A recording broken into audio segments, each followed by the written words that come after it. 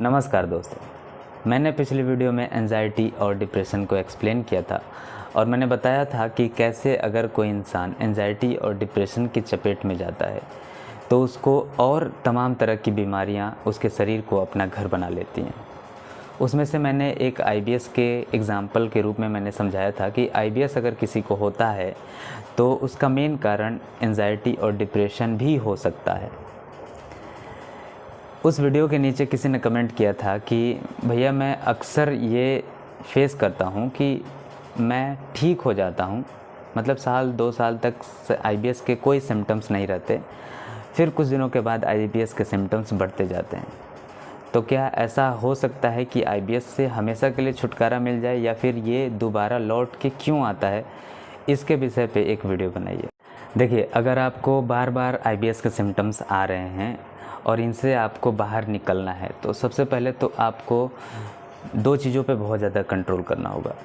एक तो अपने डाइट पे, अपने खाने पे, और दूसरा अपनी सोच पे। अगर आप डिप्रेशन में बार बार जाएंगे, ऐसा होता है ना कि कई लोग ऐसे होते हैं कि छोटी छोटी बात को लेके बहुत ज़्यादा सोचना शुरू कर देते हैं। छोटी छोटी बातों को वो इतना गहराई तक लेके जाते हैं अपनी सोच में कि वो उससे बाहर नहीं निकल पाते।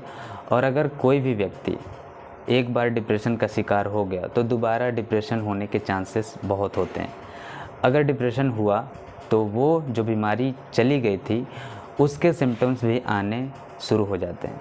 तो ऐसे में सबसे पहले तो आपको अपनी सोच पे, अपने डिप्रेशन को कंट्रोल करना होगा। अपनी सोच को फालतू की चीज़ों में ना लगाकर सही जगह पे पॉजिटिव थिंकिंग की ओर लेके जाएं।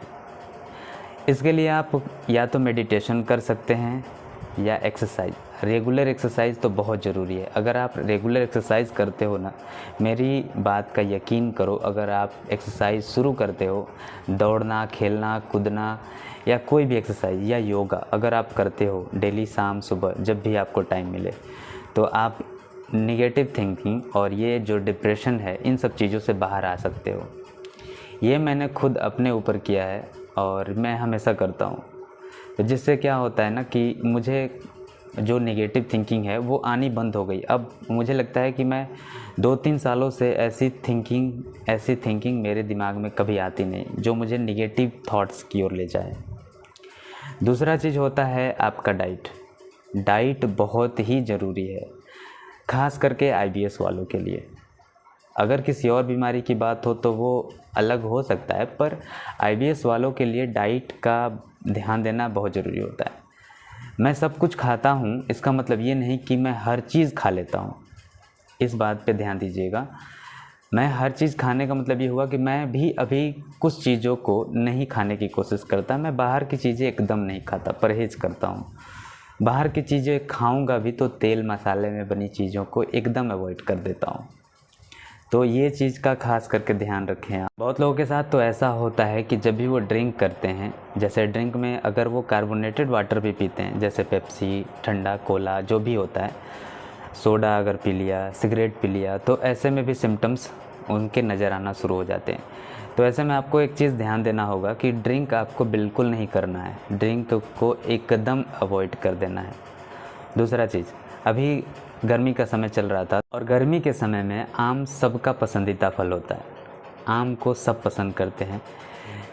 तो जिन लोगों को पेट से रिलेटेड किसी भी प्रकार की बीमारी होती है तो उन्हें आम को अवॉइड करना होगा। आम कम खाने की कोशिश करिए। मैं आपको मना नहीं कर रहा हूँ, पर इतना ध्यान रहे कि आम हमको एक लिमिट में खाना है। बहुत ज़्यादा आम नहीं यूज़ करना है खाने में।